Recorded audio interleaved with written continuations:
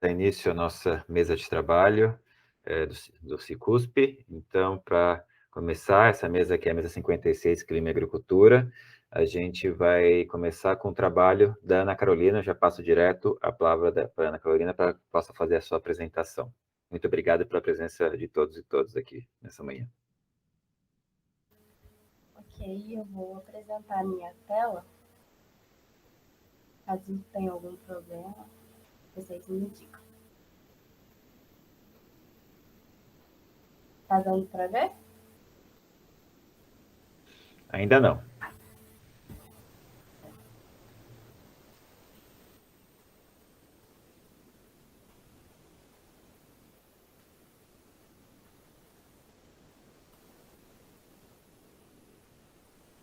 E agora?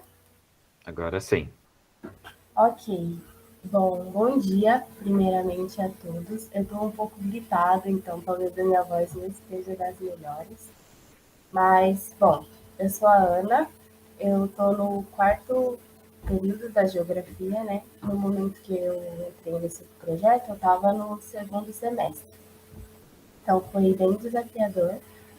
Mas, começando aqui, esse é o projeto de análise microclimática do ambiente de manguezal, um estudo comparativo entre ambientes conservados e alterados, com orientação do professor Dr. Emerson Galvani.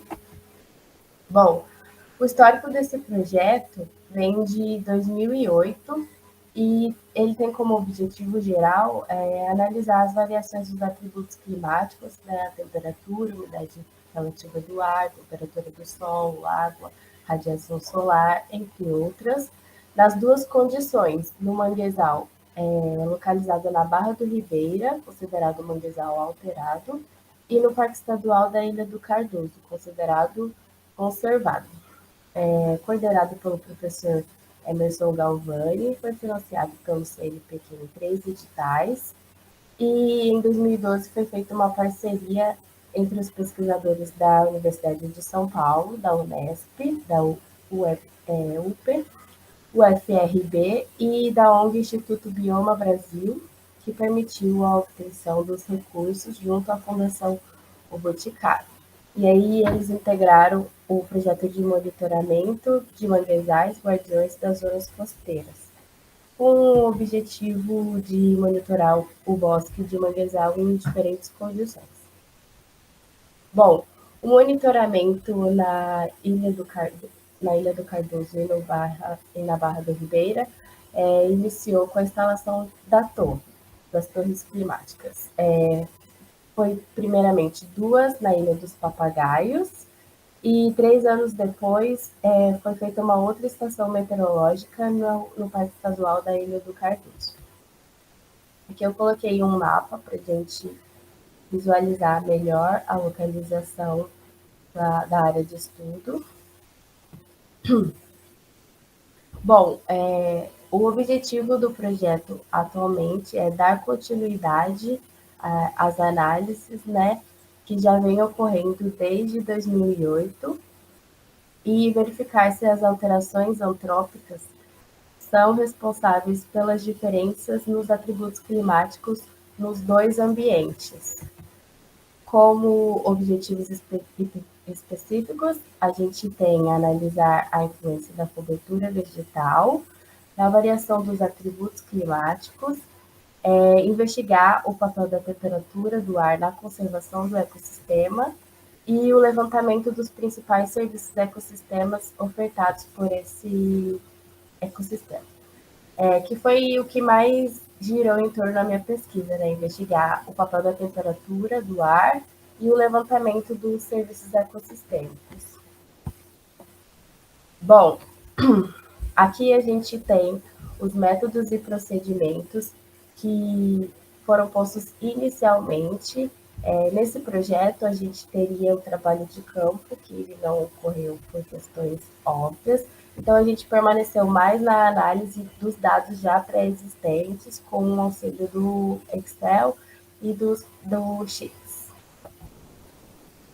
Aqui, falando um pouco sobre o manguezal, eles são classificados como um ecossistema costeiro, né, de transição entre ambiente marinho e terrestre, localizado em regiões de depósitos sedimentares, lanosos, argilosos ou arenosos. São típicos de clima quente e úmido, com altas precipitações em regiões tropicais e subtropicais. A maior ocorrência deles é na América Central e Caribe, Índia, Península Indochina, Brasil e Austrália. Aqui no Brasil, eles são distribuídos em aproximadamente 13 mil quilômetros quadrados ao longo da costa brasileira, desde a foz do rio Oiapoque até o limite sul do município de Lagoa. Bom, aqui tem alguns preceitos para o desenvolvimento do manguezal, que depende de 5 fatores, postos pela professora Yara, e são a temperatura média do mês mais frio superior a 20 graus. Perdão, aqui eu coloquei errado, mas é superior a 15 graus. A temperatura média tem que ser 20 graus. Os sedimentos predominantemente lodosos, ricos em matéria orgânica, as áreas obrigadas contra a tormenta, presença de água salgada para plantas halófitas e a amplitude de maré elevada com declividade reduzida. Aqui tem os serviços ecossistêmicos e algumas das definições deles. Os serviços de provisão que geram os fluxos de materiais ou produtos, pode ser matéria-prima, alimentos. O manguezal é muito conhecido por prover peixes, caranguejos, ostras, mariscos, que serve de fonte de renda e subsistência, então é um serviço muito importante oferecido pelo ecossistema. Os serviços de regulação, que são os benefícios obtidos a partir da regulação natural do processo ecossistêmico, como a regulação da qualidade do solo e do ar, e um dos mais populares, assim, principais do manguezal é a manutenção do clima global. Ele contém uma grande estocagem de carbono e controle de erosão e estabilização do litoral e estuários. Bom, aqui os serviços de suporte, que são os habitats, né, que oferece. Diversos animais passam pelo manguezal em diversas fases da vida, pela alimentação que ele provém, tem muitos nutrientes no solo, então ele serve como habitat para vários animais. E os serviços culturais, né, que são os benefícios não materiais obtidos com o contato do meio natural, como atividades recreativas, tradicionais e de turismo. Hoje em dia é bastante popular a ida até o manguezal pela lama, além de ter um aspecto cultural muito forte para os ribeirinhos, comunidades que vivem em torno dele. Bom, falando um pouco da análise da temperatura do ar, como eu coloquei aqui, temperaturas médias anuais acima de 20 graus e mínimas superiores a 15 graus. A amplitude térmica, segundo a professora, deve variar ao longo de 5 graus. Aqui eu coloquei que o gênero Avicennia é o mais adaptado a essas adversidades. Ele resiste a temperaturas por tempos curtos, com temperaturas mínimas de 2 graus.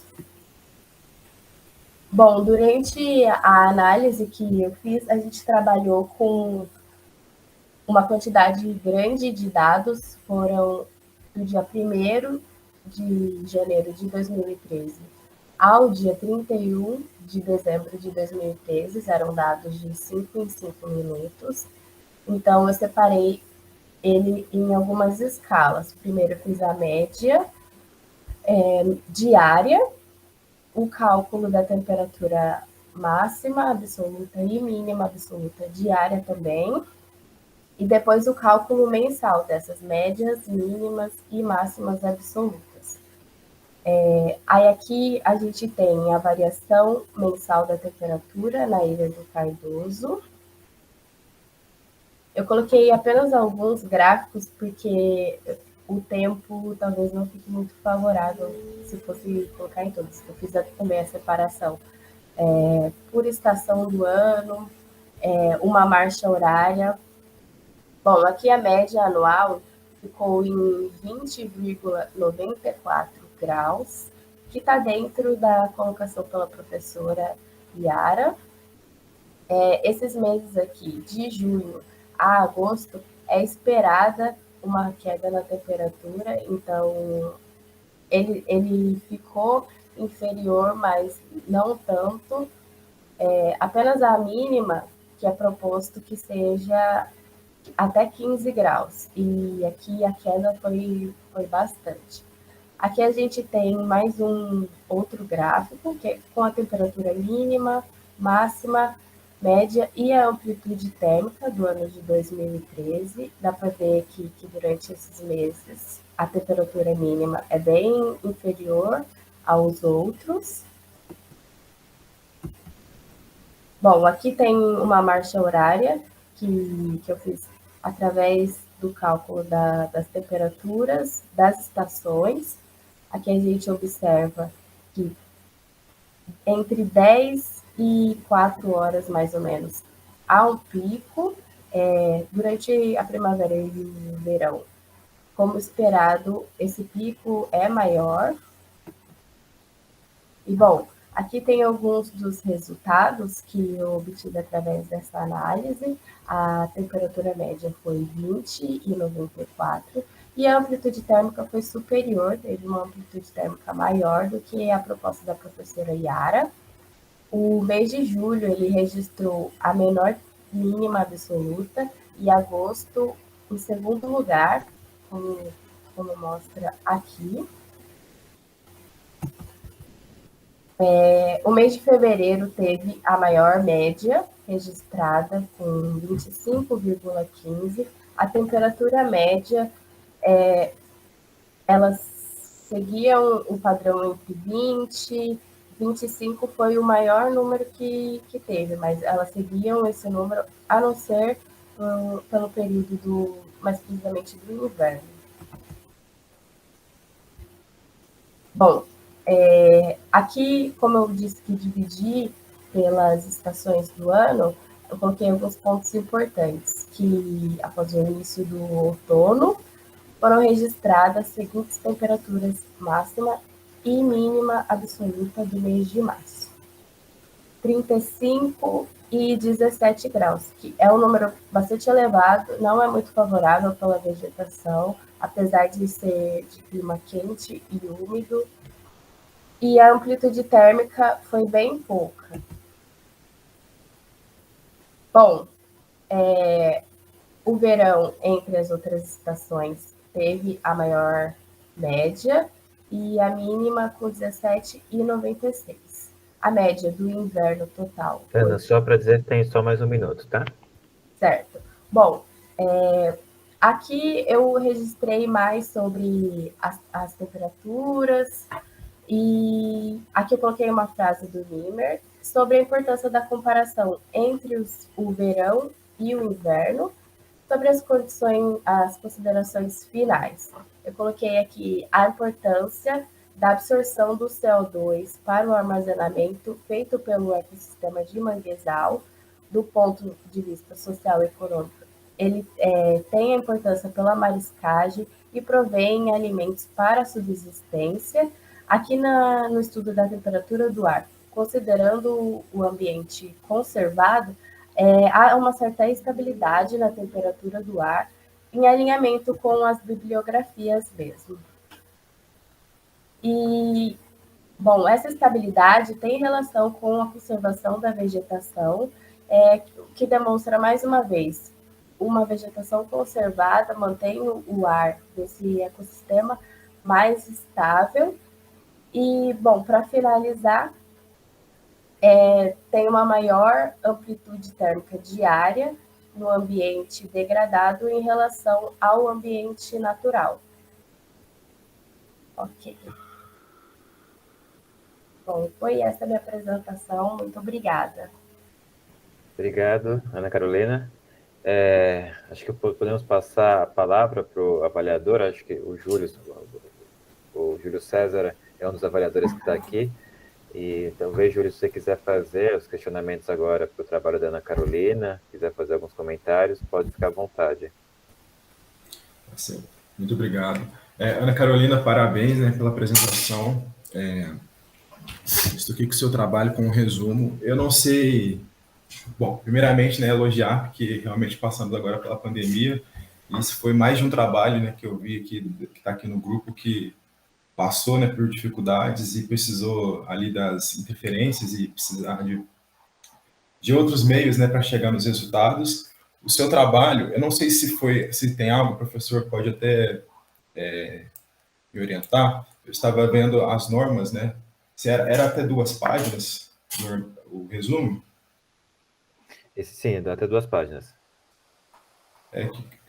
Teve esse trabalho, por exemplo, ele passou um pouco as páginas, mas devido que podia, né, ser um pouco mais conciso. Não só este trabalho, dá para comentar depois. Ali na metodologia, a gente, igual na apresentação, né, a gente teve bastante. É importante a gente saber bastante sobre os manguezais. Eu mesmo conheço pouco, né? Microclima não é tanto a minha área, mas é uma área muito legal de expor bastante. E só que você apresentou resultados muito bons, não só esse, como todos que vão apresentar. E por isso eu acho que faltou ali um pouco mais de concisão e focar mais nos resultados na parte do resumo. Era mais isso, porque por mais que passe a página, acho que dava para ser um pouco mais conciso ali a sua metodologia, por exemplo, tá um pouco mais teórica e menos do que é o trabalho em si, do que vai precisar. Mas porém, de tudo isso, né, ótimos resultados, apresentar como que funciona. Eu estou só abrindo aqui esse outro comentário. Acho que pode falar, professor, depois, estou só olhando aqui. Não tem problema. Ana, eu queria só, não é minha área de pesquisa, né? Acho que se não é a do Júlio, a minha menos ainda, né? Minha área de pesquisa são as políticas educacionais, ensino de geografia, mas uma das coisas que toca bastante para todo mundo que teve que fazer pesquisa nesse contexto é aquilo que o Júlio coloca, que é a ausência do campo.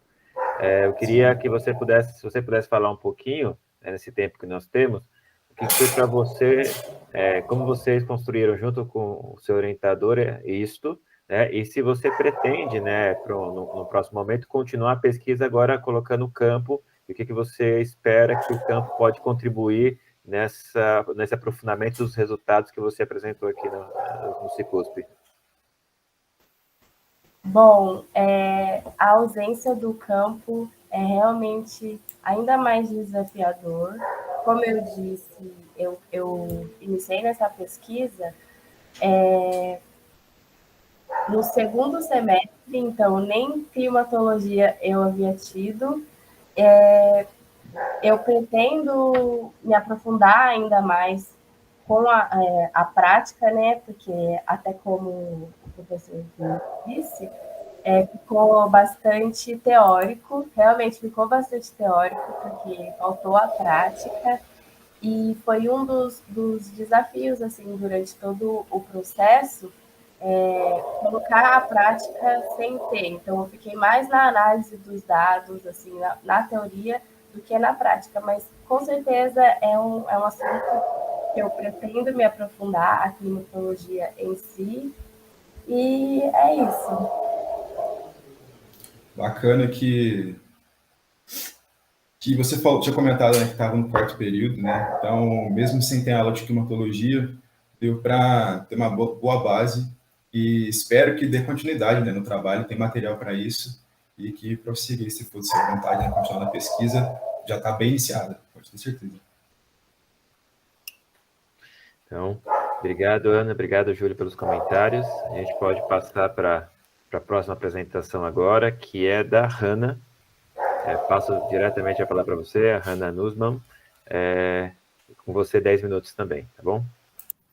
Obrigada, professor. Bom dia, gente. Vou compartilhar aqui minha tela com vocês.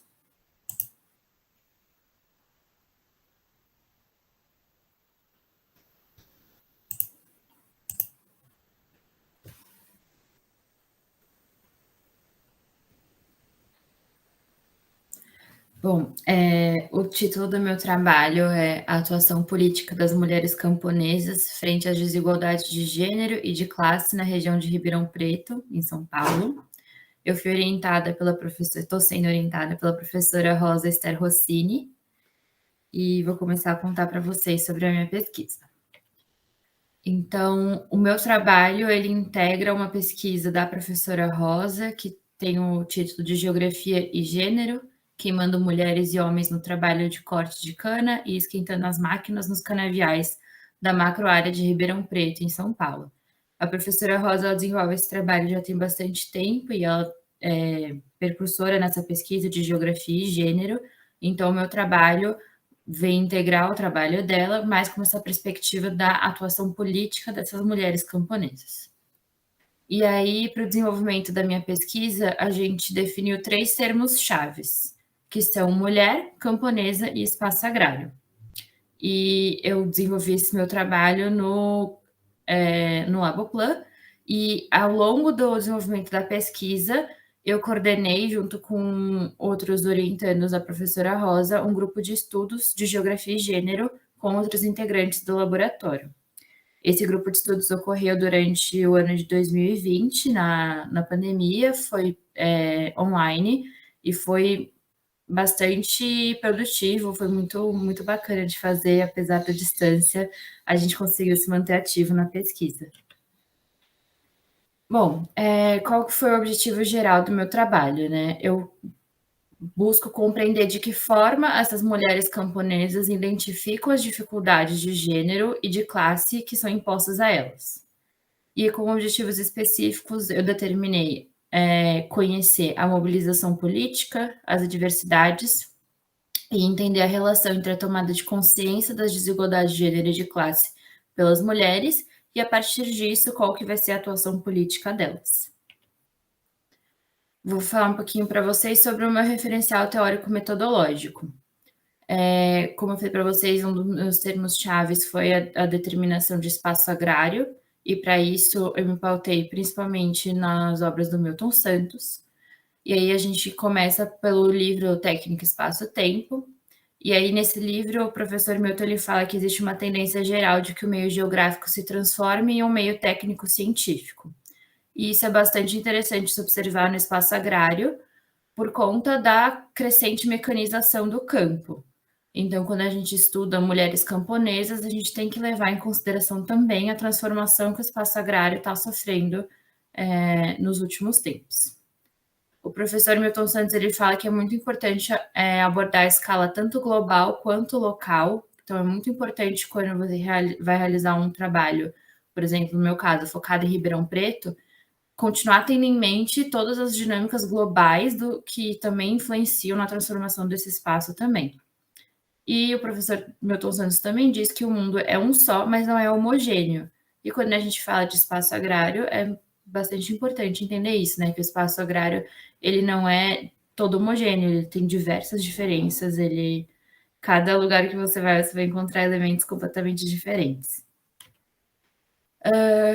Para determinar os conceitos de gênero, uma das obras que eu utilizei foi da Joan Scott, Gênero, uma categoria útil para análise histórica. Nesse livro, ela fala sobre o conceito de gênero, sobre como surgiu, como que iniciou. Acaba falando junto também sobre o movimento feminista, sobre a apropriação do termo gênero pelo movimento feminista.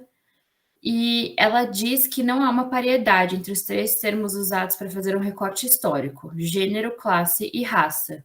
Então, quando você vai fazer uma análise, é importante ter isso em mente, que não são termos que têm paridade entre si. Bom, vou falar um pouquinho para vocês agora sobre os termos chaves que eu mencionei, que são fundamentais no meu trabalho. O primeiro deles é o termo mulher. Então, ao longo do decorrer da minha pesquisa, e principalmente no grupo de estudos, a gente leu toda a obra da Simone de Beauvoir, o segundo sexo. A gente leu também Joan Scott, a gente trabalhou bastante com outras autoras brasileiras também, como a Eliette Saffioti e a Lélia Gonzalez. E Fazendo a leitura de todas essas obras, eu pude determinar que quando você tenta caracterizar o que é uma mulher, é muito importante levar em consideração os fatores de natureza econômica, cultural e social. E para termos da minha pesquisa, eu busquei determinar que mulher vai ser determinado por autodeclaração. O segundo termo-chave é o termo camponesa, e para determinar o que vai ser considerado uma camponesa na minha pesquisa, eu levei em consideração a atividade agrícola e a economia paulista e brasileira. Tenho em mente que nesses lugares a gente vai encontrar uma concentração fundiária histórica, uma desigualdade estrutural no campo e também a organização do trabalho na terra junto da unidade familiar, que tem uma dinâmica própria. Nas minhas pesquisas, eu encontrei que 84% dos estabelecimentos rurais brasileiros apresentam uma hierarquia patriarcal de divisão das tarefas e de bens. E também encontrei esse dado de que mulheres camponesas integram aproximadamente 21,2% da força de trabalho na agricultura camponesa paulista. Então, é um número bastante representativo. E aí que surge uma parte que eu achei bastante interessante na minha pesquisa, que é, apesar de haver essa hierarquia patriarcal na divisão de tarefas, atualmente eu estou dando mais ênfase na minha pesquisa em um assentamento, e o título de posse da terra é dado às mulheres das famílias, e não aos homens. Então, é algo bastante interessante que eu estou pesquisando, eu vou para campo em breve, e entender essa dinâmica de, apesar de a posse estar no nome da mulher, as hierarquias de divisão de tarefas continuam organizadas de forma patriarcal. E aí o terceiro termo é o termo espaço agrário. Então, como eu já mencionei para vocês, com base na leitura das obras do Milton Santos, a gente pode determinar que o espaço agrário ele é complexo e diverso, e ele é um produto social. Quem transforma o espaço são os camponeses. Atualmente, é muito importante levar em consideração, então, a presença imponente da tecnologia e como ela também transforma o espaço agrário, que está em constante transformação. Então, a presença da mecanização e da automação na produção agrícola é bastante importante.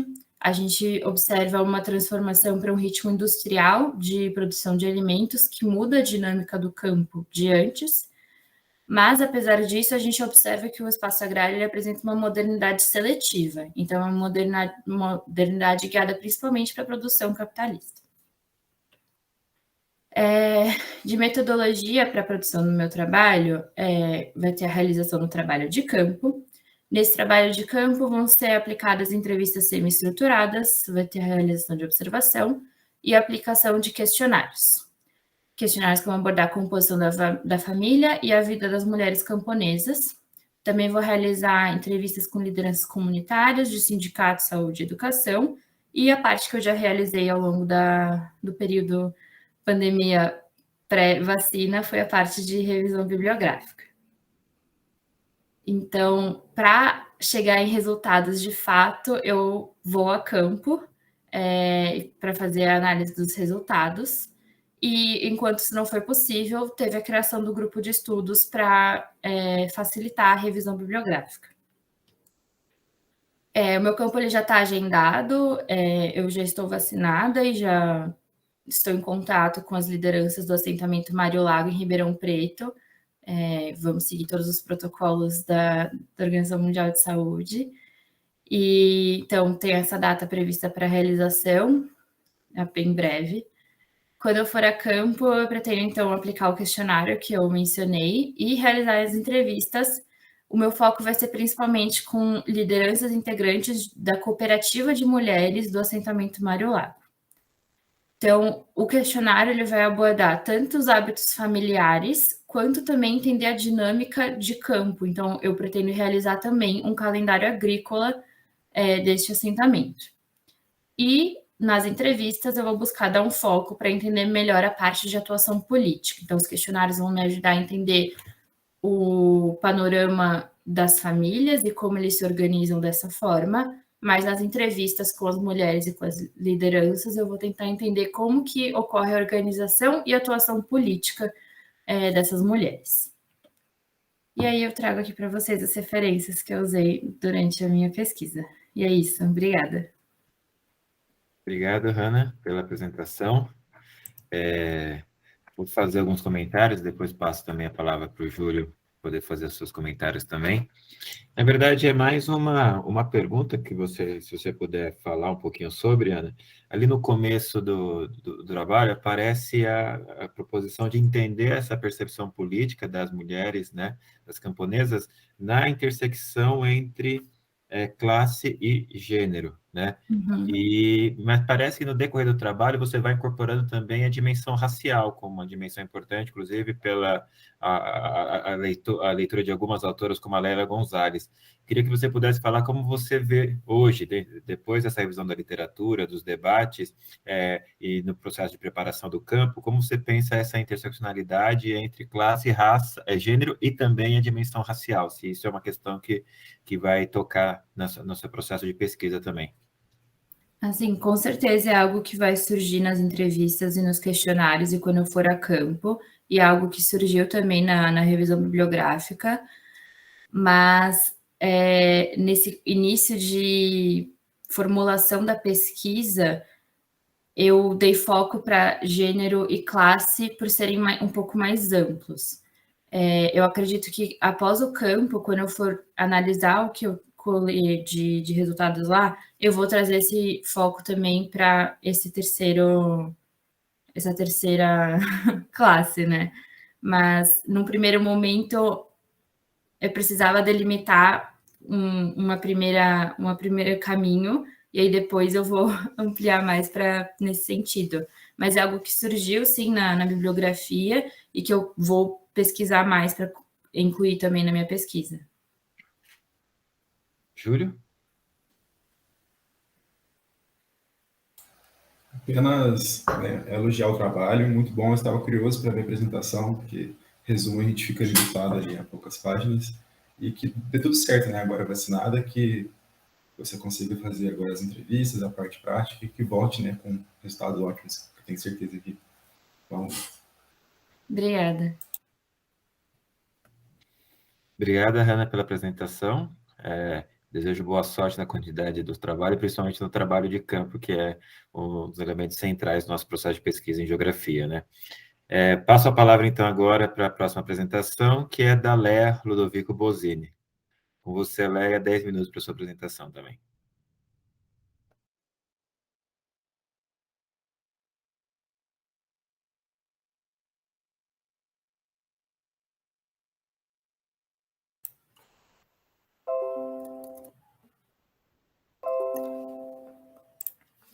Olá, bom dia a todas e a todos. Eu agradeço muito a oportunidade de estar apresentando no Cicusp. Agradeço aos colegas que estão aqui, aos avaliadores e à minha orientadora, professora Marta Inês. O nome do meu projeto é Transgênicos Agrícolas, Implicações Econômicas, Políticas e Ecológicas, com foco no cultivo da soja transgênica no Brasil. O meu projeto ainda está em andamento, ele está aproximadamente na metade, então o que eu vou apresentar são resultados preliminares. Esse é um mapa mostrando a área plantada no mundo com transgênicos agrícolas, e aí a gente percebe aqui pelo mapa que o Brasil é o segundo país com a maior área com transgênicos no mundo, atrás somente dos Estados Unidos. Então a gente tem mais de 52 milhões de hectares de área plantada com transgênicos, sendo a maior parte dessa área plantada com soja. Rapidamente, eu vou falar um pouquinho sobre o surgimento dos transgênicos e introdução no Brasil. Os transgênicos, eles surgiram na década de 70, há bastante tempo atrás, numa universidade da Califórnia, mas o início do consumo dos transgênicos começou só 20 anos depois, que era um tomate longa-vida, um tomate que durava um pouco mais tempo sem amadurecer. Mas esse tomate não fez muito sucesso na época. No Brasil, ele vai entrar um pouquinho depois, no final da década de 70, pelo Rio Grande do Sul, através de contrabando vindo da Argentina e do Uruguai. Essas sementes transgênicas que entraram pelo Rio Grande do Sul é a soja Roundup Ready, que eu vou falar um pouquinho depois, da Monsanto. Mas antes da gente falar um pouco sobre as implicações dos transgênicos, é importante a gente saber o que é um transgênico, que não é algo tão óbvio assim. Um organismo transgênico, de forma bem geral, é um organismo que recebeu um gene proveniente de outro indivíduo, de outra espécie. Então, nesse exemplo que a gente tem aqui, nesse esquema simplificado, tem uma bactéria e essa bactéria vai receber um gene proveniente dessa outra célula aqui, que tem um gene de interesse. Então, a gente retira um trecho do DNA da bactéria, esse plasmídio é uma estrutura de DNA da bactéria que elas têm, que ocorre naturalmente nelas. A gente pega o gene de interesse de outra espécie, insere nessa estrutura do DNA bacteriano, coloca novamente essa estrutura de DNA dentro da bactéria e aí ela passa a expressar esse gene de interesse que, por sua vez, ao expressar, produz uma proteína interessante. Os transgênicos, eles têm diversas aplicações, inclusive na área da saúde. Eu vou trabalhar um pouco disso também no nosso projeto, mas ainda não chegamos nesse ponto. Agora o foco, eu vou falar sobre os transgênicos agrícolas. Os transgênicos agrícolas são produzidos da mesma forma. Nesse caso, o transgênico é uma planta e o gene de interesse é proveniente de uma bactéria. Essa bactéria tem um gene interessante que produz, que codifica uma proteína interessante. Esse gene é retirado da bactéria, inserido numa célula de planta em meio de cultura, e aí, a partir desse meio de cultura, é possível desenvolver uma planta inteira. As plantas, elas têm uma alta capacidade de regeneração, então pode parecer estranho, mas é possível produzir uma planta inteira a partir de cultura de célula. E aí, essa planta aqui é transgênica porque recebeu o gene proveniente de outra espécie, nesse caso, uma bactéria. E aí, parece simples, né? Parece que a gente só pega um pedacinho lá do DNA e esse organismo transgênico passa a produzir essa proteína que a gente quer. E aí, vou falar rapidamente sobre os principais transgênicos que tem no mundo e no Brasil. Os principais transgênicos são as plantas BT e as plantas com resistência ao glifosato. Plantas BT, esse termo BT, vem de Bacillus thuringiensis, que é uma bactéria que ocorre naturalmente no solo, ela é bem comum no solo. E ela produz uma proteína pesticida, que é tóxica para vários insetos, como, por exemplo, uma das maiores pragas das lavouras, que é a lagarta do cartucho. Então, uma vez que essa planta recebe o gene da bactéria Bacillus, ela também começa a produzir essa toxina e, portanto, se torna resistente a essas pragas. O segundo tipo muito comum de transgênicos são os que são resistentes ao herbicida glifosato, que é o agrotóxico mais vendido no mundo. Então, uma vez que essas plantas recebem esse gene de resistência, elas passam a ser tolerantes ao glifosato, enquanto outras plantas ali não são e morrem na presença desse herbicida. E aí parece muito simples, né, essa ideia. A gente coloca lá um trechinho do DNA que a gente quer, e aí no final de tudo eu tenho a proteína de interesse. Só que essa é uma visão extremamente simplificada e apenas didática para a gente entender como funciona o processo da expressão do gene até a produção da proteína. E aí, apenas para ilustrar, eu peguei 2 imagens de artigos de revisão da Nature, mostrando uma forma mais real, uma representação um pouco mais real do que seria, de fato, uma expressão gênica. Então, aqui, esse risquinho preto aqui é um trecho de DNA, e aqui são proteínas que vão fazer parte da expressão desse gene. Então, aqui seria no comecinho dessa expressão, com algumas proteínas ativadoras, e aqui a interação de várias proteínas e outros trechos do DNA, que não são o gene em questão, que estão participando dessa expressão gênica. Aqui é aqui é um artigo de revisão sobre câncer, mostrando expressões gênicas também. Aqui embaixo é o DNA, uma série de proteínas que estão interagindo com esse material genético, e aí juntos eles vão fazer parte dessa expressão. Então, no fim das contas, a gente tem pouco conhecimento de como o DNA vai interagir dentro da célula desse organismo e o que ele vai fazer de fato na hora de expressar as proteínas. Não é tão simples, não é tão direto como querem fazer a gente entender. E aí isso gera, claro, uma série de preocupações e incertezas, e eu vou falar de algumas que a gente já encontrou durante a revisão bibliográfica. todas essas preocupações que eu vou comentar já têm documentação em estudo de ocorrência. A primeira preocupação é o surgimento de organismos híbridos, transgênicos com selvagem, ou seja, o cruzamento entre a variante transgênica e a variante selvagem, produzindo um híbrido, que, dependendo da situação onde esse híbrido está inserido, ele pode ter características vantajosas com relação ao selvagem, numa possível competição, e aí ele pode tomar o lugar da variedade selvagem, o que pode trazer uma série de preocupações. Outra preocupação é a seleção de pragas resistentes, como insetos e plantas espontâneas, que são conhecidas como ervas daninhas. Então, se eu tenho uma plantação, uma vasta plantação de variedades BT, que produzem toxinas contra insetos, a natureza ela vai selecionar os insetos que são resistentes a essa toxina BT. E aí vai acabar surgindo uma série de insetos que não morrem mais na presença dessa toxina. Isso estimula as grandes corporações que produzem essas sementes a produzirem transgênicos que a gente tem agora nas novas gerações, que produzem uma série de toxinas ao mesmo tempo, e não somente uma. Então, hoje a gente tem organismos transgênicos que produzem toxinas inseticidas, que produzem várias toxinas ao mesmo tempo. O mesmo para plantas espontâneas. A gente tem anualmente o surgimento de muitas plantas espontâneas ou ervas daninhas que são resistentes ao herbicida, fazendo com que o uso do herbicida tenha que ser cada vez maior, ou a quantidade da substância ativa tóxica seja cada vez maior. Transferência de genes, transferência horizontal de genes. Essa transferência é quando eu tenho uma bactéria ou algum organismo transgênico que pode transferir trechos de DNA para outro organismo de forma acidental. Já tem bastante documentação sobre isso. Isso não é tão difícil de acontecer porque as bactérias, elas fazem isso naturalmente. Elas incorporam trechos de DNA do meio e esse trecho de DNA passa a fazer parte do seu próprio código genético. E aí, a grande preocupação com relação a isso é a resistência a antibióticos. Não dá tempo da gente elucidar isso aqui, mas genes de resistência a antibióticos são usados para a produção de transgênicos, de algumas tecnologias transgênicas.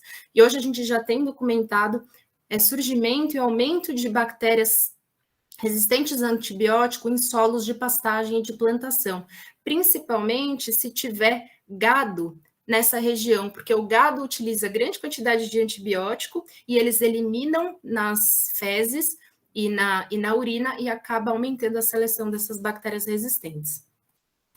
Produção acidental de novas proteínas, então, como eu comentei, a interação de proteínas dentro do nosso DNA para produzir outras proteínas e elas mesmas, ela é muito complexa. E, além disso, esses organismos são vivos, eles estão sujeitos a mutações. Então, pode acontecer tanto de mutação, como alguma relação ali de expressão que a gente não está considerando, e aí surgem novas proteínas que não eram, de forma acidental, que não eram o objetivo, isso também já foi documentado. Alterações na microbiota do solo, ou seja, mudança na composição de bactérias, principalmente do ciclo do nitrogênio, que são importantes para produzir formas assimiláveis de nitrogênios para as plantas, e queda na população de abelhas, tanto com relação à monocultura, que faz com que elas tenham uma dieta monofloral e, portanto, seja pobre em nutrientes. Quando elas consomem pólen de transgênicos BT, isso diminui também a população delas, aumenta a mortalidade. E, por fim, herbicidas, que, apesar de terem o nome herbicidas, acabam atingindo outros organismos não alvo. E aí, através dessas incertezas e dessas preocupações, a gente defende o resgate ao princípio da precaução. Ou seja, a gente só pode aceitar esse tipo de tecnologia se a gente tiver certeza de que ela é segura. Mas ainda que fosse segura, a gente também pode olhar sob o aspecto da autonomia do agricultor. O uso da tecnologia diminui muito a autonomia do agricultor, que passa a não ter mais uma soberania.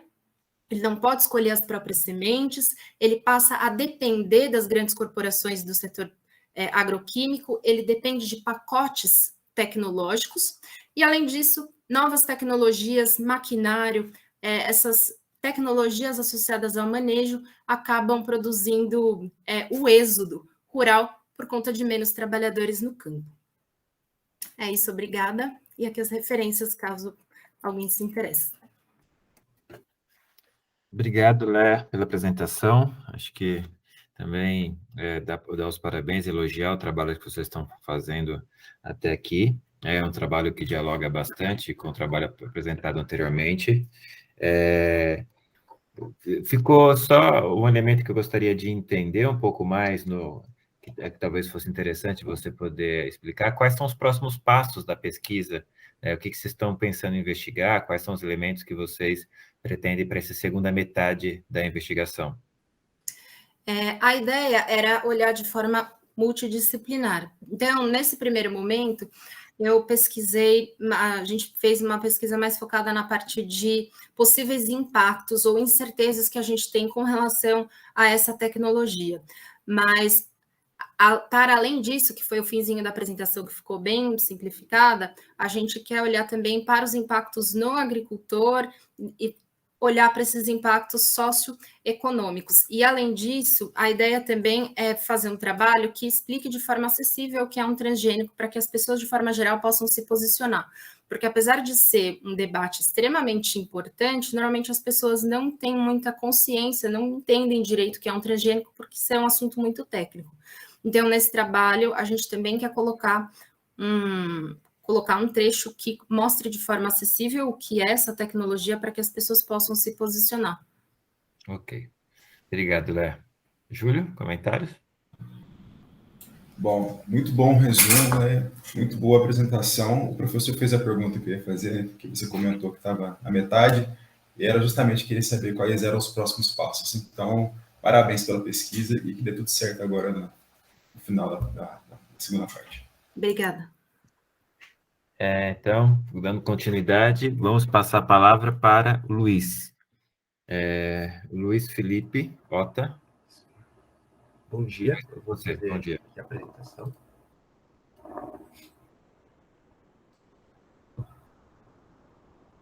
Já é possível ver? Sim, estamos vendo. Deixa eu apresentar. Certo. Então, meu nome é Luiz e eu vou apresentar a pesquisa de iniciação científica Análise Microclimática de Diferentes Ambientes da Cidade Universitária Armando de Salles Oliveira. Ela foi feita entre 2020 e 2021, já foi concluída. Teve apoio de Bolsa PIBIC, orientação do professor Dr. Emerson Lalvori. Bom, para introduzir, seria interessante contextualizar aqui a situação. Precisa compreender que os aspectos físicos e os aspectos físicos e biológicos foram bastante alterados, né, da cidade de São Paulo depois da urbanização, e nisso a vegetação, os animais foram expulsos, os rios foram retificados errados, o solo foi completado e asfaltado e grandes construções foram feitas. Como consequência, o clima da cidade foi alterado e diversos problemas socioambientais surgiram. Para mitigando tais problemas, surgem as áreas verdes, que, por exemplo, parques, praças e cemitérios, que influenciam no microclima. E um exemplo é a cidade universitária, representada aqui na imagem, junto ao Instituto Butantan, aqui à direita.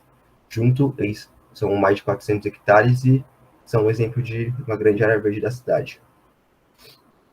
O objetivo geral da pesquisa foi analisar e comparar o microclima de diferentes ambientes que compõem a grande área verde da Coaso. Os objetivos específicos foram analisar esses dados microclimáticos, de temperatura e umidade relativa do ar, verificar as condições de tempo nos períodos de análise, e realizar comparações também entre esses pontos de coleta e os registros da Estação Meteorológica Automática do Departamento de Geografia da USP. Entendendo aqui para a fundamentação teórica, a gente compreende as cidades, né, segundo Monteiro, como aqueles lugares onde as resultantes ambientais configuram-se como obra conjunta de uma natureza retrabalhada e afeiçoada aos propósitos do viver humano. Nesse sentido, ocorreriam mudanças no balanço energético, térmico e hídrico, que causariam efeitos na alteração do clima local, o chamado clima urbano, que seria percebido por problemas socioambientais pelas pessoas, como aqueles relativos ao conforto térmico, à poluição, então envolvendo uma questão de saúde pública, principalmente de doenças cardiovasculares e movimentos de massa e inundações, entre outros, né, na verdade. Para amenizar esses problemas, a gente tem as áreas verdes, de novo, que são uma categoria de espaço livre urbano composta por vegetação arbórea e arbustiva, solo predominantemente permeável, funções ecológicas como de conforto térmico, sombreamento, frescor, diminuição da temperatura do ar, aumento da umidade, diminuição da poluição, também funções estéticas de valorização visual e ornamental, e também diversificação da paisagem construída, e também funções de lazer, né, tratando de recreação. Então, a gente percebe que a ausência ou a presença de áreas verdes influencia o microclima, que seria a menor escala do clima e que envolve a circulação terciária, né, com obstáculos à circulação do ar, desde árvores até prédios, então, relacionando com o uso e ocupação do solo do entorno. A gente percebe essa relação entre vegetação e microclima, que é resultado da evapotranspiração e sombreamento, ocasionado pela vegetação, e lembrando sempre que a gente deve considerar as características urbanas do entorno, e também das árvores. Então, levando em conta até mesmo espécies, a densidade dessas árvores, a situação ecológica em que se encontra a vegetação. E, então, a área de estudo, em uma menor escala, foi o município de São Paulo, né, o maior centro financeiro do país, hoje com estimativas de mais de 12 milhões de habitantes, clima subtropical úmido, então com verão morno e chuvoso, inverno fresco e seco, temperatura do ar média anual por volta dos 20 graus. E, segundo o Tarifa Azevedo, a cidade teria os seus climas naturais, então descartando a influência humana, e os seus climas urbanos, que são resultantes da ação antrópica. Aumentando um pouquinho a escala, a gente tem o distrito do Butantã, com mais de 50 mil habitantes, e classificado, segundo suas características ambientais, como um distrito tipo 2 pela prefeitura. Então, um distrito tipo 2 seria aquele com áreas de alta precariedade urbana, em regiões com remanescentes de vegetação, em áreas de ocupação consolidada, e que ainda estão sob pressão da ocupação urbana desordenada. Seu clima natural seria, né, naquela classificação de Tarifa Azevedo, o tropical úmido de altitude do Planalto Paulistano, e o distrito estaria inserido sob 2 climas urbanos, a unidade climática central e a unidade climática da periferia. E agora, tratando da cidade universitária, ela está na área da antiga fazenda Butantã, e antes ela, deixa eu passar aqui para exemplificar, antes ela era composta por florestas e várzeas de Mata Atlântica e fragmentos de Campo Cerrado, mas hoje só possui alguns fragmentos dessas de floresta de Mata Atlântica e dos fragmentos de Cerrado, que estão protegidos em 4 reservas ecológicas. Também possui bosques em diversos estágios sucessionais, prédios, jardins e vias arborizadas. E nessa imagem, que é uma sobreposição do mapa topográfico SARA de 1930 com imagens do Google Earth mais recentes, a gente consegue ver que o Rio Pinheiro chegava a entrar na área da cidade universitária, aqui com vários meandros abandonados dentro também. Então, era onde tinha a vegetação de várzea que, por conta da retificação e das construções, essa vegetação foi extinta. Bom, a gente, nessa pesquisa, utilizou 7 data loggers com mini abrigos meteorológicos para fazer coletas de 10 em 10 minutos da temperatura e da umidade relativa do ar. As coletas foram feitas em 3 períodos de 2016, 4 de março a 13 de abril, 2 de junho a 2 de agosto e 9 de setembro a 19 de outubro. Foram feitas análises e comparações entre os pontos e a estação meteorológica para verificar a influência da vegetação, das condições de tempo e das estações do ano, lembrando que na estação meteorológica as coletas são de 5 em 5 minutos. Aqui um exemplo de um mini abrigo meteorológico, e à direita um data logger que vai dentro do abrigo para fazer as coletas. E aqui a localização dos pontos. Eles estão numerados de 4 a 10, que são dados de 2016, coletados por outros pesquisadores, e infelizmente os pontos 1 a 3 foram perdidos. E aqui mais à direita a localização da estação meteorológica. Na primeira coleta, infelizmente a gente acabou também tendo um erro no P5, no P8 e no P10, então eles foram desconsiderados. Aqui como destaque a gente teria o P6, que apresenta a menor e a maior temperatura absoluta do ar, e a menor e a segunda menor umidade relativa. A maior umidade relativa ficou com o P4, e a gente conseguiu ver, em geral, uma grande coincidência dos eventos entre os pontos e a estação meteorológica, sendo essa coincidência menor nos pontos 7 e 9. Na segunda coleta, destaque ao P5 e ao P6, o P5 por ter apresentado maior temperatura mínima e menor temperatura máxima, e o P6 ao contrário, a menor temperatura mínima e a maior temperatura máxima. Então houve essa certa coincidência com dos pontos também com a estação meteorológica. O P7 foi o único que não marcou ou o dia 7 ou o dia 15 de julho como o mais seco, e os dias mais úmidos foram todos no início de junho, menos no P6, que foi em julho, o dia mais úmido. Aqui um gráfico que a gente consegue ver a semelhança dos dados, né, entre os pontos e a estação meteorológica.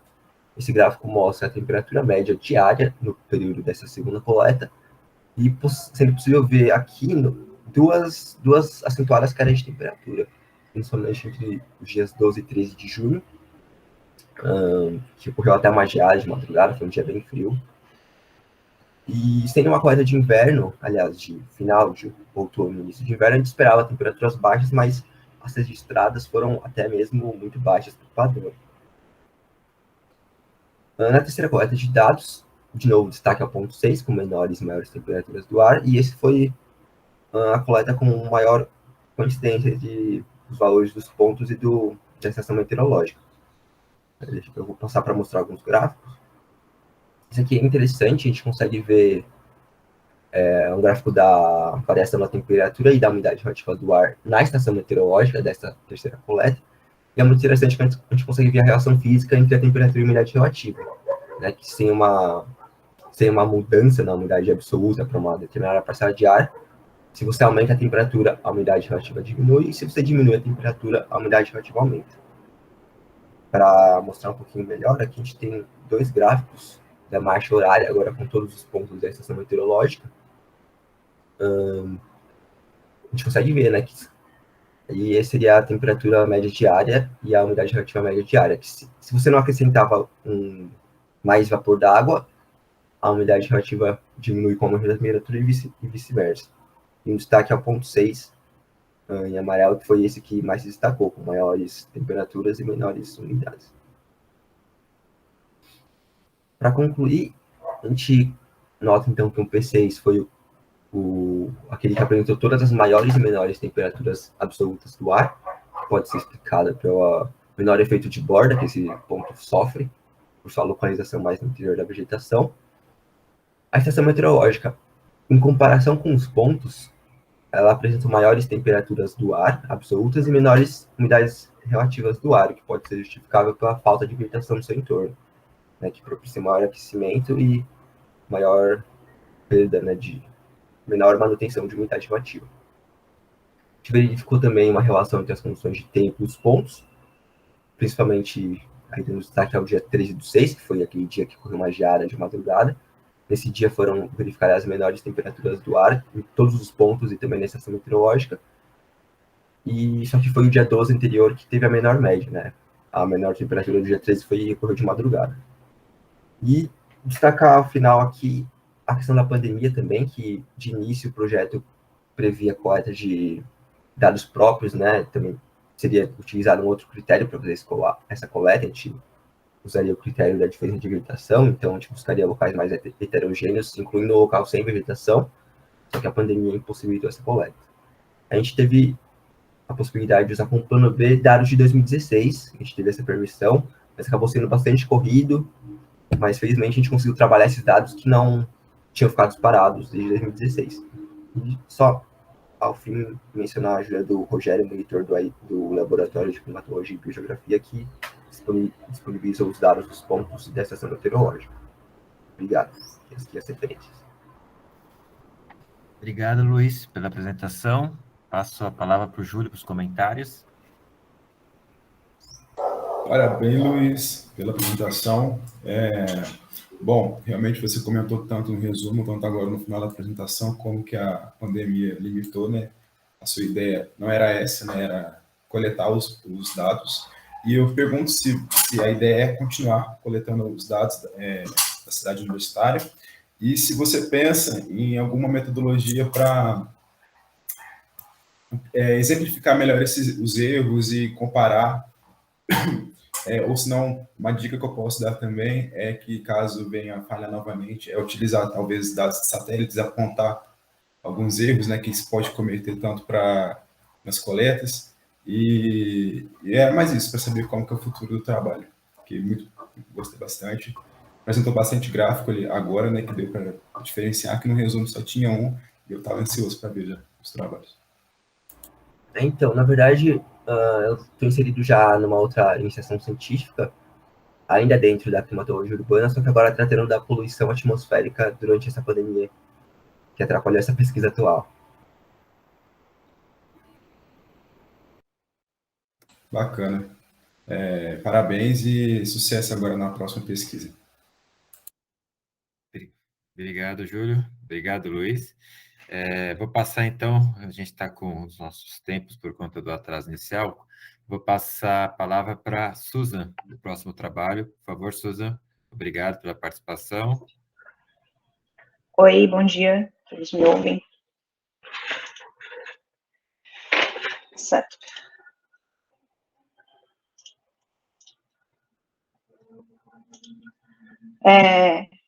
Bom dia a todos. A minha apresentação ela é referente ao trabalho do PUB, né, o Projeto Unificado de Bolsas de Estudo do edital de 2019, com o professor Dr. Emerson Galvani, da análise microclimática do ambiente de manguezal, um estudo comparativo entre os ambientes conservados e alterados. Os manguezais, eles são ecossistemas costeiros transitórios entre o ambiente terrestre e marinho, formado por estuários em zonas tropicais e subtropicais, controlados pela dinâmica das marés, com solos alagadiços e salinizados que abrigam espécies adaptadas às condições desses locais, como as árvores de raízes aéreas que garantem a estabilidade no solo lamoso e também permitem a captação do oxigênio na atmosfera, bem como também abriga diversas espécies de animais que utilizam em algum momento no seu ciclo de vida esse ambiente por ser abrigado e propício para a reprodução e proteção e alimentação desses animais. Um dos objetivos dessa pesquisa era dar continuidade às análises das variações dos atributos climáticos que vinham acontecendo já desde 2008, esses atributos, temperatura do ar, temperatura do substrato e da água, a umidade relativa do ar, a radiação solar, vento, pluviosidade e etc. No manguezal da Barra do Ribeiro de Iguape, e especificamente analisando aqui a gente utilizou, né, na especificidade desse trabalho, a análise do nível de maré em Cananéia em relação às fases da Lua. Uma observação é que, inicialmente, a expectativa de pesquisa era comparar esses atributos microclimáticos em duas áreas distintas, né? A área conservada e a área alterada. No entanto, devido à pandemia e um evento extremo que teve um pouco antes da pandemia, de chuva, que destruiu um dos equipamentos, a gente acabou tendo acesso só aos dados de maré no Parque da Ilha do Cardoso, que é um ambiente conservado. Dos materiais e métodos que a gente usou, a gente fez a análise comparada desses dados, né, do nível de metro de coluna d'água, coletados nesse ponto instalado no Parque da Ilha do Cardoso, e relacionou eles em gráficos com os dados de fases da Lua disponíveis no site do Instituto Oceanográfico da USP, né, que eles têm uma base lá. Eu correndo um pouco, porque são só 10 minutos e eu tinha achado que minha apresentação ia caber, mas acho que não vai dar. Então, desculpa se ficou um pouco rápido. A área de estudo, que é o manguezal, né? Eles estão distribuídos por toda a costa do Brasil, entre o rio Oiapoque, no estado do Amapá, até a Praia do Sonho, em Santa Catarina. Eles são aproximadamente 80% da área total se concentrando no estado do Amapá, do Pará e do Maranhão. E essas áreas do Amapá e do Maranhão são as que têm maior estrutura, né, e complexidade dos manguezais do país. E também essas áreas são as que apresentam a maior amplitude das marés. Aqui no Sudeste, tem só 5% da área dos manguezais do Brasil, e se limitam pelo domínio da Serra do Mar, ai meu Deus, e no interior das baías. As espécies arbóreas aqui, elas têm baixa estrutura, e elas raramente ultrapassam uma altura de 10 metros, e também elas costumam apresentar menos diversidade de espécies. Aqui a área de estudo, né, na área do Iguape Cananéia, destacados aqui em verdinho. E o Vale do Ribeira também é a área mais carente de São Paulo, apesar dos impactos das configurações originais da área, ela é bastante preservada em relação a outras áreas de litoral, como a Baixada Santista e o Litoral Norte, e elas são uma das áreas que tem ela é considerada como maior produtividade em relação à produtividade primária e, em princípio, propício para reprodução e abrigo de inúmeras espécies marinhas brasileiras. Aqui algumas fotos que foram cedidas pelo professor Emerson, porque eu também não consegui fazer campo, né, devido à pandemia, então não tive como ir lá. A ocupação da área de estudo, ela vem desde o início da ocupação do Brasil, no século XVI, e ela configurou um importante ancorador do Caminho da Prata, apresentando posteriormente uma importância econômica até superior à de Santos, devido à importância portuária da área, no ciclo da cana, no Paulista, e a interiorização da ocupação, ela se deu em função da produção de alimentos, principalmente a risicultura, que é a produção de arroz, a teicultura, que é a produção de chá, e a bananicultura, que é de banana. E essa região é ainda hoje a principal atividade econômica dessa região, até hoje, também é a agricultura. Os materiais que a gente tem no mangue, de vegetal, as populações, elas se relacionam com eles utilizando de diferentes formas, como para a construção de embarcações e moradias na madeira, para a extração de carvão, para fazer polpa para papel, e as fibras também para a confecção de utensílios domésticos e alimentação, e extração mineral de alumínio e estanho do solo, as plantas utilizadas de forma medicinal, no tratamento de reumatismos, antidiarreicos, e também os animais e as populações costumam utilizar para alimentação. A vegetação no mangue, ela é originária do Sudeste Asiático e apresenta certas semelhanças em diferentes continentes. Porém, elas se diferem bastante entre si em razão das condições ambientais e as características dessas diferentes regiões, como o clima, amplitude de maré, composição bioquímico-física do solo e etc., variando entre exemplares que atingem uma média de 35 a 40 metros, excepcionalmente podem chegar até 60 metros, e essa vegetação se instala ao longo de estuários, deltas, águas interiores, lagoas, das costas tropicais e úmidas ao redor do mundo, em conformidade com a amplitude de marés e com a siltagem e mistura de águas marinhas e doces, e também com a temperatura mínima do ar superior aos 16 graus. Esses ambientes também eles têm que ser protegidos contra correntes fortes e ações de ondas, para manutenção e existência dessas espécies. Esse ecossistema ele pode ser subdividido em 3 feições, que é o lavado, o bosque de mangue e o apícola. O lavado ele se desenvolve em sequência ao marisma, que é uma vegetação de feição desprovida de cobertura vegetal, um ambiente desprovido, né, de cobertura vegetal vascularizada, de substrato lamoso ou areno-lamoso, exposto a inundações. Já o bosque de mangue ou mangue é recoberto por uma vegetação típica de espécies lenhosas, herbáceas, epífitas, hemiparasitárias e aquáticas. E, por fim, o apícola, ele pode ser considerado ainda como uma feição de mangue ou limitado à porção mais interna e é atingida por águas estuarinas ou marinhas, configurando uma espécie de zona de amortecimento que pode propiciar o desenvolvimento de espécies de mangue em relação ao aumento do nível médio do relativo do mar. Só avisando, Susan, 2 minutos, tá? Eita, aqui a vegetação, né, que as diferentes tipos de vegetação que a gente tem. Aqui são algumas fotos da vegetação, como ela como se configura. Então, vou passando rapidinho aqui. O ambiente da região, ele tem as máximas entre 22 e 29 graus, e as médias mínimas entre 15 e 22. A pluviosidade é bastante elevada, entre 3.500 e 1.500 milímetros ao longo do ano.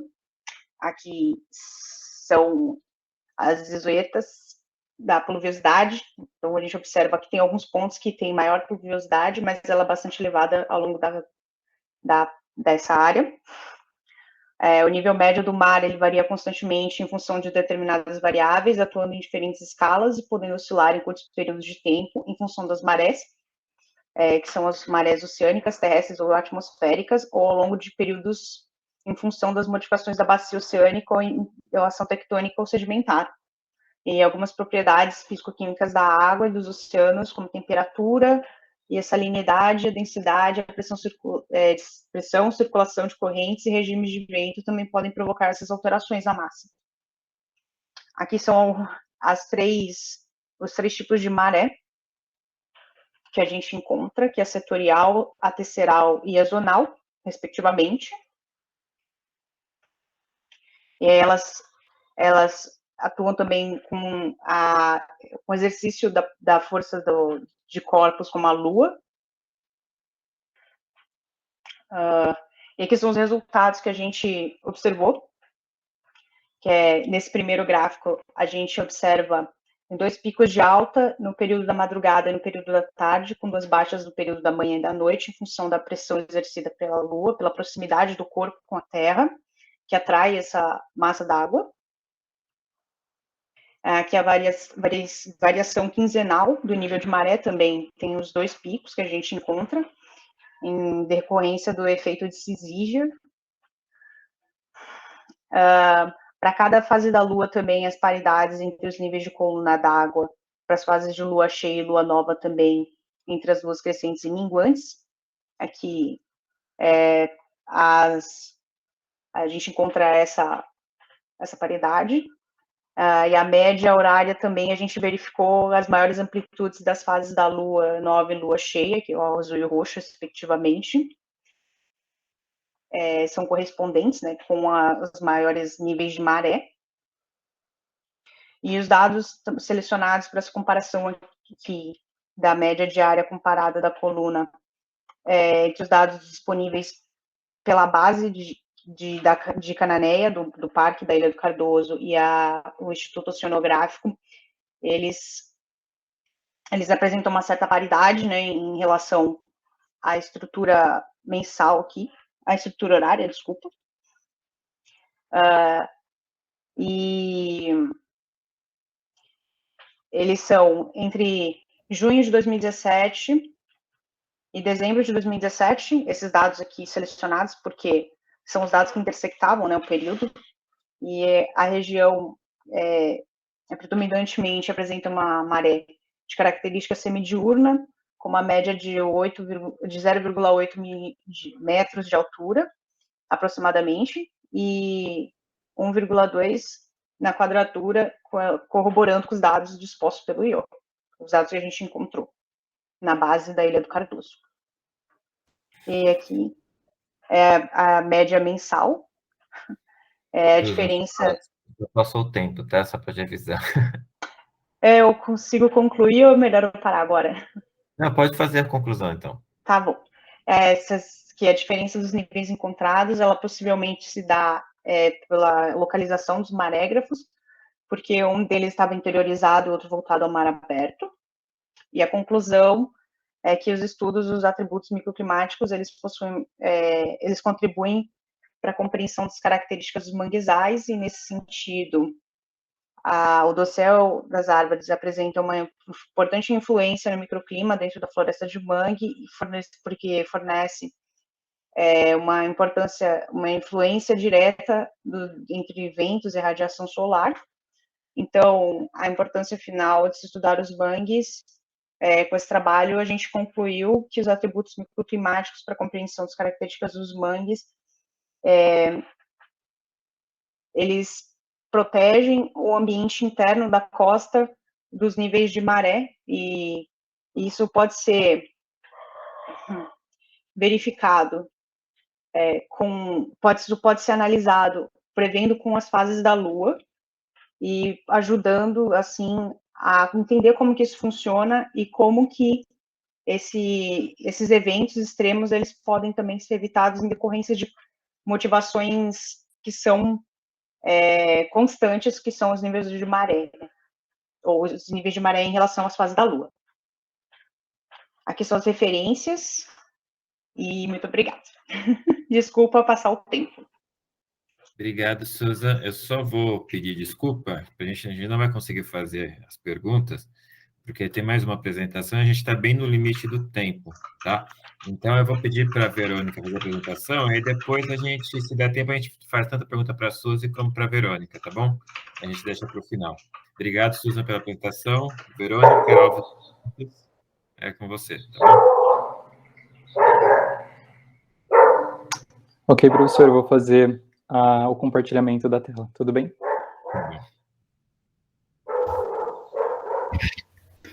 Bom dia a todos, estão me ouvindo bem?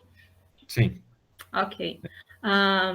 Eu sou Verônica Alves, nós somos aqui do Instituto NASP, Campus de Engenheiro Coelho, e a nossa apresentação hoje ela vai falar um pouquinho sobre a contribuição de Emil Sheikh para a apicultura aqui no Brasil e também o adventismo aqui no Brasil.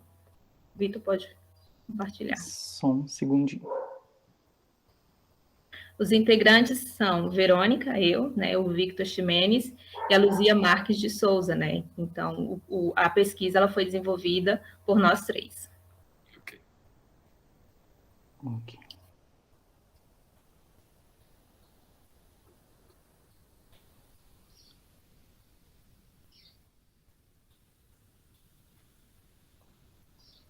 Bom, como o compartilhamento está indo, eu vou dar início, né? Todos estão vendo? Sim, nós estamos vendo, sim. Ok. Bem, gente, o objetivo da pesquisa, né, é trazer um pouco sobre o conhecimento sobre a apicultura aqui no Brasil, né? A gente vê falar muito pouco sobre quem são os pioneiros, né, quem foi que trouxe esse conhecimento aqui para o Brasil, e é importante a gente levar isso para que as pessoas possam ver, né, para que elas possam ter essa curiosidade de compreender o que foi a apicultura aqui no Brasil, porque ela também tem história. Nós temos como tema, né, da pesquisa, Emil Sheikh, a contribuição adventista na apicultura e no consumo do mel aqui no Brasil, a partir do ano de 1895 a 1945. 1985 foi a data em que Emil Sheikh chegou ao Brasil. Ele era alemão e ele veio para o Brasil, especificamente em Taquari, para ser professor. E ele já vinha com uma pequena bagagem de experiência com relação à apicultura. E, obviamente, aqui ele desenvolveu ainda mais esse conhecimento para expandir. E a data de 1945 foi a data de sua morte, né? Então, nesse período, ele contribuiu bastante com a apicultura aqui no Brasil. A gente tem a figura acima, que é a Escola Preparatória Missionária de Taquari, onde foi que Emil Sheikh começou a desenvolver, né, o seu trabalho como professor e aí depois o seu trabalho como apicultor, né, como professor de apicultura aqui no Brasil. Os objetivos específicos da nossa pesquisa, né, foi discutir a contribuição da Igreja Adventista do Sétimo Dia no desenvolvimento da apicultura e da comercialização do mel aqui no Brasil. A Igreja Adventista ela tem um trabalho voltado para o cuidado da saúde, e esse trabalho é levar produtos naturais por meio da Superbom, que é uma empresa adventista, que tem como objetivo levar alimentos naturais, os mais naturais possível, inclusive o suco de uva da Superbom, que provavelmente muitos conhecem, e também a produção do mel, certo? Pode passar? Bem, a problemática do nosso trabalho foi ver, né, qual a relevância de Emil Sheikh e da Superbom e dos adventistas na difusão da criação de abelhas na região sudeste e sul e no consumo do mel aqui no Brasil. Como eu falei, Emil Sheikh ele veio da Alemanha aqui para o Brasil, mais especificamente para o sul, e já existia uma grande quantidade de pessoas adventistas na região, né, levando a mensagem, principalmente também a mensagem de saúde, e o mel, juntamente com o conhecimento de Emil Sheikh e essa contribuição da Igreja Adventista, foi aquilo que deu impulso, né, para o cuidado com a saúde. Então, a nossa problemática é esse questionamento, né? Qual é a relevância de milkshake da Igreja Adventista para a criação de abelhas aqui no Brasil, para o desenvolvimento da apicultura aqui no Brasil? Aí nós temos... Opa. Pode passar. Aqui nós temos o anterior. O anterior, isso. Aqui nós temos duas figuras, né, que é Joseph Bates, e nós temos também Ellen White e James White, que são um casal. Eles são, como nós chamamos, pioneiros, né, nessa difusão do cuidado com a saúde, com os outros remédios naturais que a Igreja Adventista tem. Pode passar.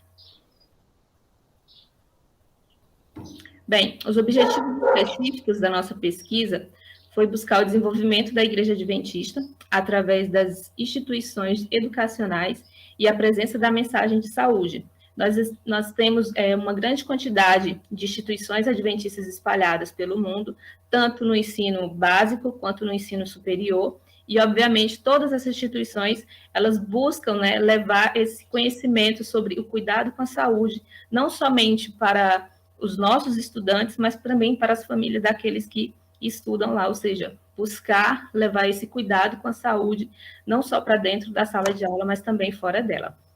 Conhecer o panorama econômico no Brasil, na Primeira República, que foi do ano de 1889 e 1930, né, nesse contexto de monocultura e policulturas, imigrantes e os pequenos proprietários. Nesse período aí da Pequena República, foi percebido, né, a questão da crise cafeeira, e através dessa crise do café, houve a questão do desenvolvimento dos pequenos produtores aqui mesmo dentro do Brasil, para que a economia pudesse continuar, já que ela estava em crise, certo? O desenvolvimento também da origem da apicultura aqui no Brasil, principalmente no meio adventista, e também compreender a importância de milkshake, da Superbom, na difusão da apicultura e no consumo do mel no meio adventista aqui no Brasil. E aí a imagem que nós temos aqui ao lado é o primeiro congresso de apicultura aqui no Brasil, desenvolvido por Emil Sheik, do dia 7 a 9 de setembro, né, em Taquari.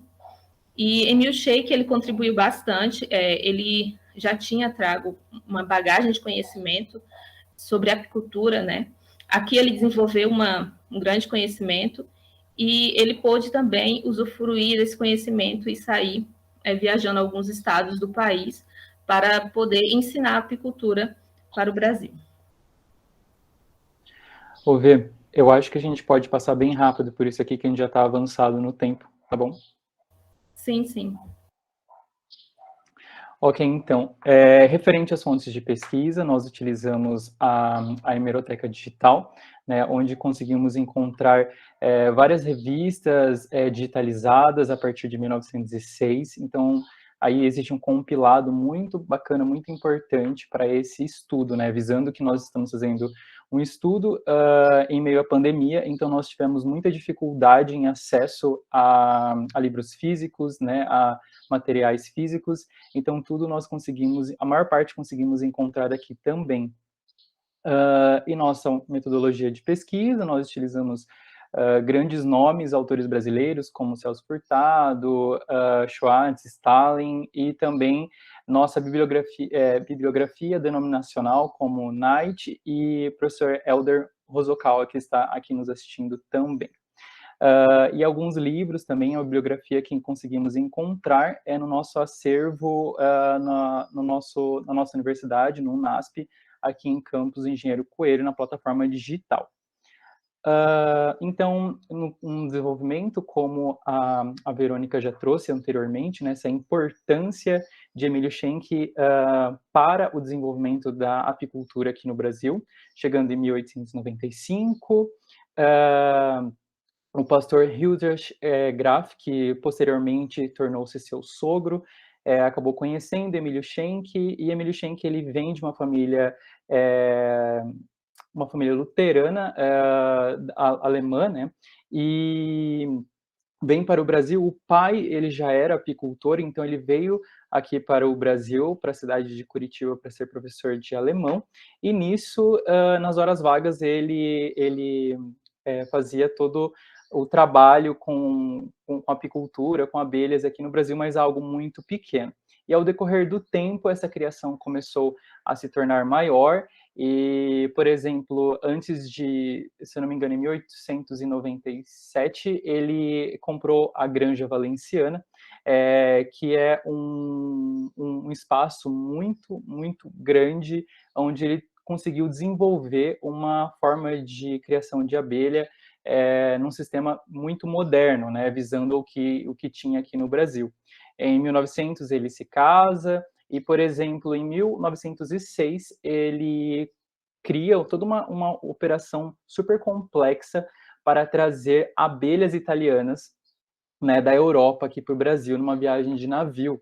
Então, foi uma viagem que durou aí uns 40 dias, então é bem bacana. Esse pensamento dele trazer toda essa novidade aqui para o Brasil, visando no desenvolvimento brasileiro da apicultura. E em 1907, por exemplo... Oi? 2 minutos, tá? Ah, ok. Em 1907, ele faz o primeiro congresso aqui no Brasil. Então, assim, o que acontece nesse todo esse período? Emílio Schenck, ele traz essa oportunidade para os adventistas, né, que, de acordo com a crença, utilizam da alimentação saudável, e ele dá essa oportunidade também, porque os adventistas, eles visam a guarda do sábado, ou seja, né, e no sábado é destinado para um descanso, é destinado para outras atividades além do trabalho. Então, traz essa oportunidade para o Brasil também. E um dos resultados da nossa pesquisa foi na constatação da dificuldade de achar materiais para esse tipo de pesquisa, para este assunto, e nós buscamos desenvolver também. Esse é um trabalho em grupo, né, que estamos fazendo para o curso de História, mas eu também estou finalizando um curso de Economia, então o meu objetivo é trazer este âmbito, né, a apicultura, aprofundar o conhecimento em relação a isso e entender um pouco melhor todo esse caminho na apicultura do Brasil, utilizando de uma visão mais econômica. Então, a Superbom, para finalizar mesmo, a Superbom foi uma empresa responsável para a disseminação da ideia do cultivo do mel aqui no Brasil, e inclusive este ano, pela Superior Taste Award de 2021, a Superbom foi eleita, né, como a produtora do melhor mel brasileiro. Então, é bem bacana, uma empresa aí quase centenária, podendo repassar essa mensagem do alimentação saudável, juntamente com seus antecessores, Schenck, Ellen White, Joseph Bates, lá em 1700, e poder repassar ainda hoje, e poder implementar na saúde dos brasileiros alimentos que possam fazer muito bem à saúde. Tive que dar uma corrida aqui, mas espero que vocês conseguiram entender. E aqui à frente temos o Colégio Adventista Brasileiro, a Superbom lá ao fundo, quando começou, né? Isso fica em São Paulo, ali nas remediações de Santo Amaro, e aqui as nossas referências bibliográficas também. Muito obrigado, Verônica e Vitor. E com esta última apresentação, a gente compõe aqui os trabalhos do seminário, né, do Cicusp. Eu passo a palavra para o Júlio, para os comentários dos 2 últimos trabalhos. Se você puder, fique à vontade, Júlio, para fazer os comentários. Bom, primeiramente, elogiar os 2 trabalhos, né? O tempo é corrido, realmente, mas deu sim para acompanhar o raciocínio de vocês. Susan, parabéns. Acho que no início você falou que esse trabalho é uma continuidade da sua pesquisa? É uma segunda parte? Não, esse trabalho é uma continuidade do trabalho de pesquisa do projeto do professor Emerson. Sim. Então, parabéns, porque realmente você mostrou bastante gráfico ali. Talvez uma dica auxiliar de alguns testes estatísticos, né, para apresentar alguns outros resultados, mas você conseguiu. Também passou ali algumas páginas, né, para mostrar os gráficos, não só o seu, mas também os outros do Emerson. Mas é isso, né? Espero que, se você está bem encaminhada, que se continuar na pesquisa, você vai conseguir bons resultados. E do último, parabéns aos visitantes aqui do Congresso.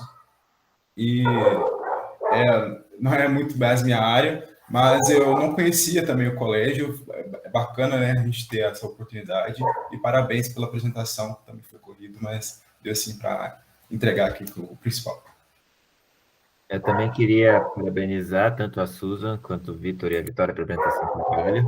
Contar que eu descobri efetivamente o que era super bom comprando uma geleia outro dia. E acho que é interessante essa apresentação de vocês, porque conta uma história de uma área que ainda é pouco explorada, a alimentação saudável, e como está vinculado a essas perspectivas, achei interessante.